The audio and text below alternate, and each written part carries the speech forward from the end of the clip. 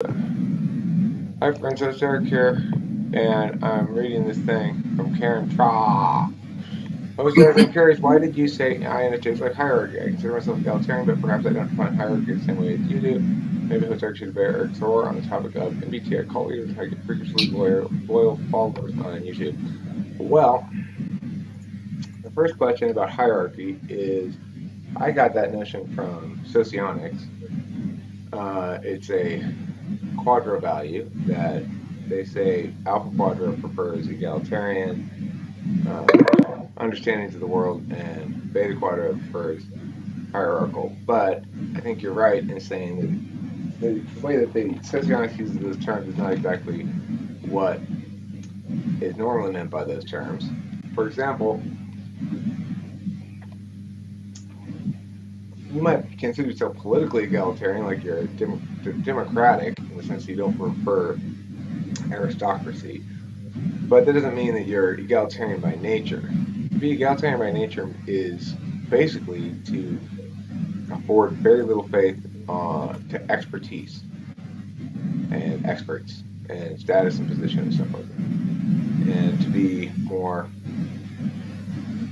hierarchical is to afford more weight to status, expertise, experience, stuff like that. And the thing is, neither way is inherently better from an individual's life's perspective. So, in some ways, my anti-hierarchy nature gets me in trouble, and I might display the Dunning-Kruger effect, where I think I know about something, but I don't really know anything about it because it's actually really complicated. But I think I'm super smart, so whatever. And then you know, I say I don't need a pilot to fly this plane. I'll fly it just fine. I understand the concept of it. I'm sure I can do it.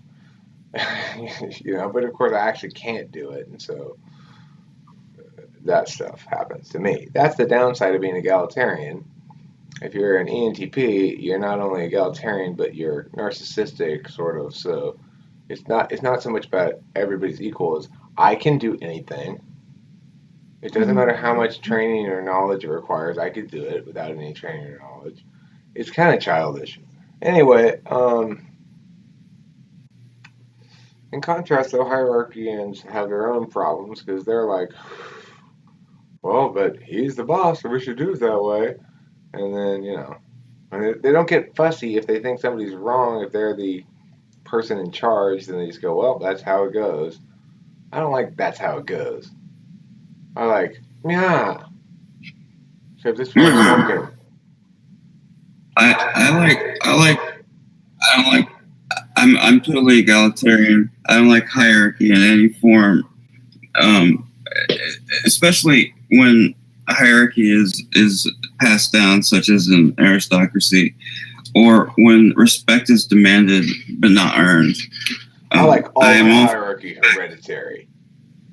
I'm all for respecting people who have knowledge and who have attained knowledge-based milestones in their life. But I do not like. There's no point in respecting people who have knowledge. If they're saying something knowledgeable, fine, then respect their knowledge or whatever. But that's what I mean. That's basically what I mean. I don't respect this person. About respect. That's another video we should do. I want to talk about this word respect and what it means and why we're all obsessed about it. I'm obsessed about it. So I used to be. I don't seem to be anymore. Or I don't feel like I am anymore. I don't know. Who knows? I probably still am. Who cares? The point is I want to talk about it. But that's not the answer. Let me finish off with Cheeky Poo's comment. All right, so Karen Tra said that maybe I should debate Eric Thor on the topic of MBTI call leaders and how to get freakishly loyal followers. Well, I don't know how to do that, so I don't want to debate that topic because I'd probably lose. I mean, he has the metrics to point to that would suggest that I lose. So that's probably a debate I'd avoid. Anyway, thanks for watching Talking to Famous People, and don't forget to eat plenty of cheese. It's the only way you'll become a freakishly loyal follower of Talking to Famous People.